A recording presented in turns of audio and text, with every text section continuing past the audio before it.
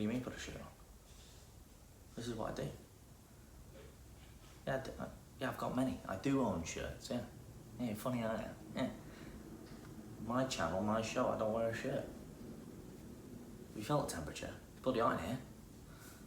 Start rolling. Not professional. Hey guys, how we going? And welcome to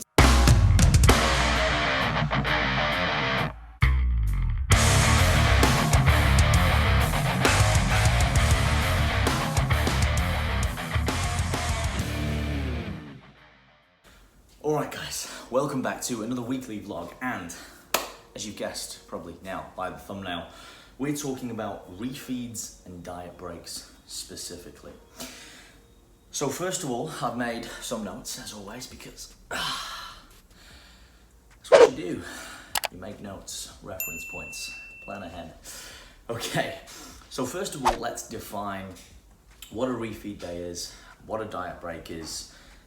We will address cheat meals, but I will save that for another video. There is definitely a correlation, but there is a difference as well. And I think a lot of people are getting these factors mixed up a lot. So, first of all, refeeds versus diet breaks, what is the difference, etc. So, generally, what a refeed is, it's a shorter incremental increase in carbohydrates, usually over 1 to 2, it might be multiple times a week, so multiple refeeds. It is not magic, it is calculated based on the weekly average and is designed for someone who is in a calorie deficit or, more to the point, someone who is in a competition preparatory period. It is not magic in the way that it speeds up the metabolic rate necessarily, or all of a sudden magically it decreases or enhances fat loss. What it generally does is it gives the body an opportunity to increase its total carbohydrate, therefore glycogen storage, which can aid in adherence. So for sanity, knowing that you've got a little bit more calories coming towards the end of the week or on a certain day or days of the week, which can be a light at the end of the tunnel when you're dieting, especially if you're getting on stage in physique competitions, because there are some dark days and you can be dieting for up to 6 months at a time in relation to diet breaks, which we'll get into next. Okay, it can also increase training performance.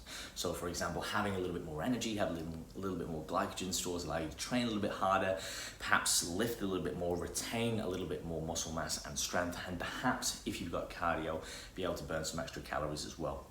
It can also reduce stress on the body, hormonally and mentally, so it might replenish some of those stores, if you like, and aid in increasing leptin levels, but it's not a general correlation. You don't just eat more and all of a sudden you're going to lose body fat. And I think one of the biggest misconceptions about refeeds is the fact that people think that all of a sudden you can just have 1 or 2 days where you just eat more. And that is not the case. It has to be calculated on the weekly average. For example, if you're in you're on 2,000 calories and you're in a deficit, you can't then just go, well, okay, well on 2 days of the week I'm just going to eat more. If you're losing weight on that, or you're steadily losing weight, you have to take the weekly average. So the weekly average on the low days or the normal days will come down, and then the refeed days will be higher to compensate for that. And there are a few differences in between. That is pretty much a refeed. Based on the literature and what we know, double day refeeds, triple day refeeds, single day refeeds are good, but they don't really give the body enough opportunity to saturate the muscle with glycogen, carbohydrate storage, from what has been published, and this is my opinion from what I've learned. So again, I'll put that on the table. They just don't seem to be as effective as double day, triple day refeeds at this point in time. But again, take it with a grain of salt. So that's pretty much a refeed. Again, guys, I'm keeping this really short and sweet. There's a lot more to this, but I just want to give you the basic definition. These vlogs, as always, if you're new to the channel, they're a bit more quick, slapstick to give you the definition. So you can eat some food, watch my YouTube video, get in, get out, subscribe, like, comment, we'll be best friends, right? All that sort of good stuff. Yeah, cool. Okay, so diet breaks. Now, a diet break is similar in terms of it is an increase in food, but it's for a longer period of time. So it's a duration that can be from usually a week up to 2 weeks, maximum in length. It can be longer, it can be shorter, but if it's shorter, it doesn't really have the effect. And if it's longer, then you might as well, to a degree, just start working your way up into maintenance or for an elongated period of time, or reverse dieting altogether. So a diet break is generally where you go from a deficit to a a maintenance level calories or a more conservative maintenance level calories. And what I mean by that is if you started on 3,500 calories and then you started your diet and then you ended up on 2,200 calories, your maintenance calories have now changed. You don't go back up to 3,500 calories. You're probably going to find yourself in a surplus at that point relative to your body mass, your weight, the strength, your activity levels. There's lots of other factors here. So for example, with a diet break, you might take a week or 2 weeks, depending on what you need, depending on the body. I would say a week to 2 weeks maximum. Again, based on my experience and what I've learned from the science, the studies, the experience, and more experienced practitioners. So with that, it gives your body more of a break. So again, it's like a refeed times 10, if you like. It's enhanced. It gives you mental clarity and adherence, so it allows you a break. It allows you to eat some more high-calorie foods. It allows you to replenish your glycogen and carbohydrate storage within the body, so you can train harder, you can train longer, you can train better. It is also going to replenish again your possible ability to metabolize and mitigate fat stores when you go back into that deficit. It's going to give you that sort of renewed little refresher, if you like. The body's going to want to play ball with you again. It's a bit stressed. It's been given its all, and you've been playing ball with it, and you might have been adding some cardio in if you need to. So this just gives the body an opportunity to kind of recover and go, okay, cool, we've pulled back a little bit, and then it doesn't really notice initially when we're in, and then it's like, wow, we're moving in the right direction again. So I think that can be really, really handy to have those tools. But once again, if you're someone who's not getting on stage, you may not need refeeds and diet breaks. However, the studies have shown, even for people who just want to get to moderate body fat levels or might be quite overweight, there are a couple of studies where they've done sort of oscillating weeks, so 1 week on, 1 week off dieting. Yes, it does take a lot longer, but then again, it might increase adherence. So in the long run or in the big picture, sustainability, flexibility, and the fact that you can enjoy it is key to adherence, because we're all about sustainability, guys. There's no point in losing this weight, or getting from a higher body fat to a moderate and healthy body fat and then putting it all back on. It kind of defeats the purpose. Obviously, for physique competitors, it's a little bit different. We're getting very lean, and then at some point we need to come back to a moderate or a healthy level body fat to be able to replenish our body, our glycogen stores, our hormones, our sanity, and then also our health in general, and also the ability to add lean tissue once again. Okay, so let's talk about the pros and the cons. So the pros and the cons, well, let's talk about the main ones. With a refeed, I guess the pro is that you do get the light at the end of the tunnel, right? You get that increased bout of carbohydrate. It gives you that sort of, well, I've got, Friday, Saturday, I've got a little bit more food to have.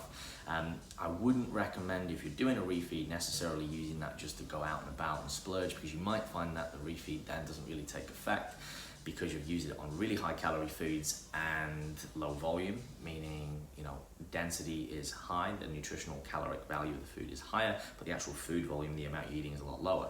So it doesn't really feel like you're getting a refeed. I think one of the best recommendations you can do on a refeed, especially if you're on low calories, is just increase the foods you're already eating, because then you actually get that feeling of eating more and filling your stomach up, rather than being constantly hungry, even if for a short period. I think the cons of refeeds is that if you don't calculate them and you just do them ad libitum and you just increase to an arbitrary number of carbohydrates, they do not work. I think if you don't implement multiple day refeeds, they can be a little bit sort of in vain, because you're not really getting the benefit. So you want at least a double day, triple day refeed, and putting them together in the week rather than splitting them up. Personally, I found to be much better, and again, based on experience.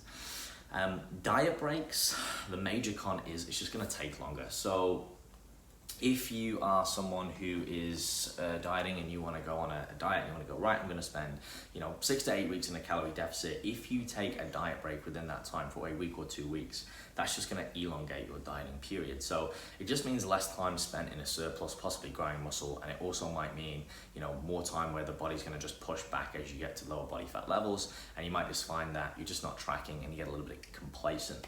Where if you go aggressive, especially when you're not trying to get super lean in that early stage, where you just strip that body fat off without obviously unnecessarily going too low, it's a way where you can get in, get out, get the job done, and then you can get back to a maintenance or reverse dieting back out. Or you might use it as a preparatory like initial testing dieting phase before the actual proper diet. So you've just reduced body fat levels, you're in striking range, and that makes the actual diet for stage, if you're a physique competitor, a lot easier in that respect. The pros of a diet break is that, again, they increase adherence. So for a lot of people who can't quite handle it from a mental factor, or it might be quite stressful, they have busy jobs or work schedules, they live in the real world, and they don't have the luxury of being able to train whenever they want, or they're single, they've got family commitments, etc. Having those diet breaks is a way that you can reduce the stress on their lifestyle and increase adherence. Although it might take a little bit longer, if it's more sustainable and it's more enjoyable for the client, then this is going to be something that's a great tool. It also allows them to realize that, okay, wow, it's not just about starving yourself and restriction, because we want to create good behaviors and habits with food. In terms of implementation, I've sort of touched base on this already. So with a refeed, this is generally something you'll implement when you are fairly lean in body fat, in my opinion. I don't think you need them otherwise than that. So this might be deeper into a diet phase or sub 10% body fat, and doing them on multiple days through the week, and making sure that you're calculating the weekly average and then subtracting whatever the refeed calories are. You generally want your refeed somewhere around maintenance calories, new maintenance, as a rule of thumb. Now there are a couple of calculations you can use to calculate this, but if you're unsure, okay, this is one probably best for another video to go into it. But you generally want to look at what your maintenance calories were before, okay, and then you want to take a percentage of that and then re-add those carbohydrates back in. So for example, say that you were in, once again, 3,500 calories, and this was your bulking, this was your max calories, where you were adding incremental 1% of your body weight per month, and you were on, say, what would that be, around 500, 550 carbs, depending on how you set up fats with that. You might be then dieting on 300 or 250, so you want to bring that up to maybe 450 per se, okay, considerative. Now obviously, if you then do that for 2 days, you've got to think about, okay, what were those increases in carbs? So it's about 200 to 250 per day. Break that down into calories. So for every 1 gram of carb, there's 4 calories, okay? And you might go, cool. So that means instead of eating 2,200 calories on all my days, I'm going to have 1,800 or 2,000. And then on my days with my refeeds, I'm 2,800 or whatever it might be. Now that's going to confuse a lot of people. If it does, in short, get a good coach, okay? Or go to my academy. I'll teach you how to do it in there. Shameless plug, but it's true. Because this stuff shouldn't be oversimplified, but at the same time, it shouldn't be overcomplicated, but there are things that you need to understand. A cheat day, just quickly, is different. That's where you literally just eat whatever you want for a day, pretty much, right? Cheat meal, cheat day. That doesn't really work up until a point, because you can eat a lot of calories in one day, okay? And when you're very lean and hungry, you can really eat yourself out of a deficit. You can eat 3, 4, 5,000, 10,000 calories a day if you do it right, and that is gonna set your whole weekly average off. So a lot of people get to a point where they're like, oh, I'm doing these cheat days, I'm not losing weight anymore. And it's like, yep, because you are literally just going out and destroying it on the weekend. You might be killing it through the week, and you go out and you think, I'm not eating that much, but you actually are, because you're eating high density foods, low volume, pizza, pastas, ice creams, things like that, cakes, donuts. That stuff adds up. One of the things I love about health and fitness is you can't cheat it, okay, to a degree. Now, for the most part, it is a numbers game. If you understand the numbers and the principles, you can manipulate the variables. And if you can measure it, you can manipulate it. The implementation of, so just be careful with that with refeeds. That, to go back to that point, that is what you need. You need to set it up. It can't just be, oh, I'm just gonna eat this arbitrary number of carbohydrates. Like, there is a way to factor that in for it to work. Also diet breaks. So diet breaks, a little bit different. Again, you've got to make sure you are coming back up to maintenance, but you don't want to go to the maintenance that you were in, because again, if you've lost a lot of body fat, your maintenance is going to change. Your relative body mass has decreased, so it may not be as high as you think. So once again, we use the example of 3,500 calories. And you want to go on a diet break, perhaps now the surplus was 3,500, the maintenance was 3,000 calories, the deficit's 2,500 calories. So you got, okay, well, I'm not going to go back to 3,000. I've been on 2.5, I might go to 2.8, 2.9, keep it conservative. You are going to see an increase in scale weight. That is generally due to the increase in carbohydrate and glycogen, and then also water being pulled into the muscle cells, amongst other things. So muscle, 80% water. For every gram of carbohydrate and glycogen stored, generally 3 to 4 grams of water. So ad libitum, it's going to increase your body weight. It's not going to be body fat. You can't just put body fat on like that, especially if you make that incremental and strategic rise rather than just going boom, all in really fast.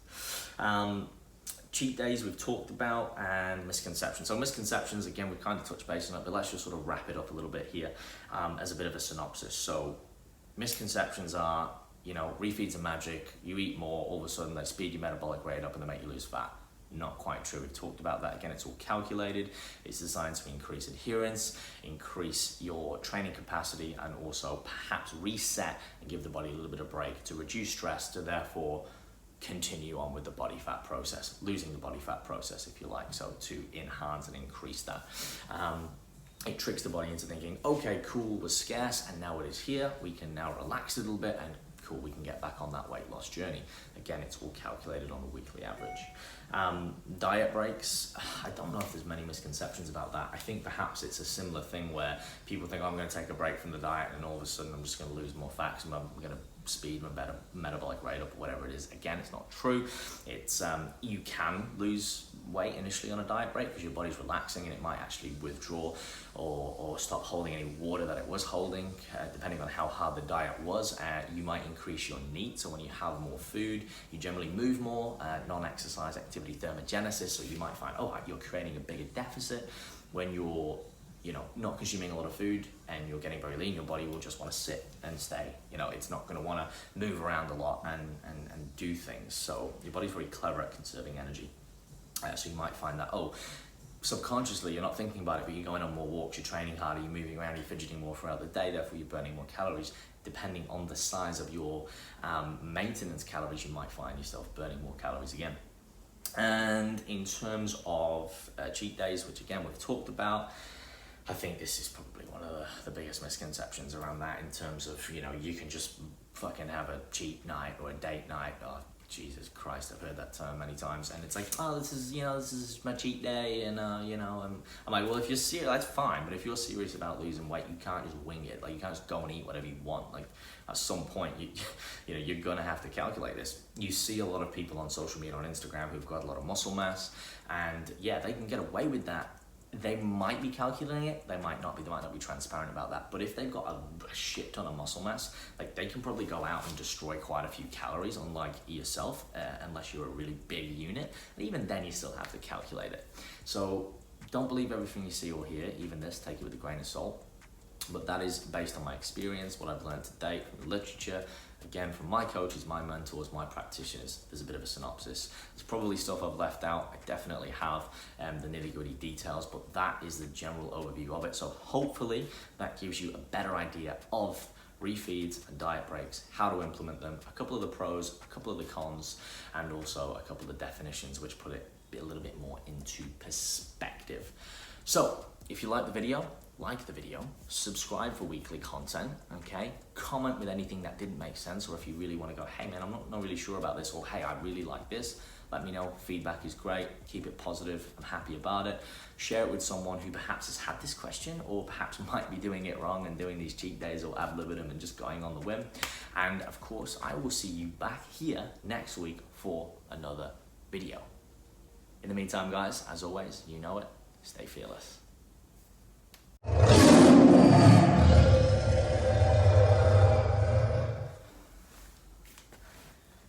You happy now?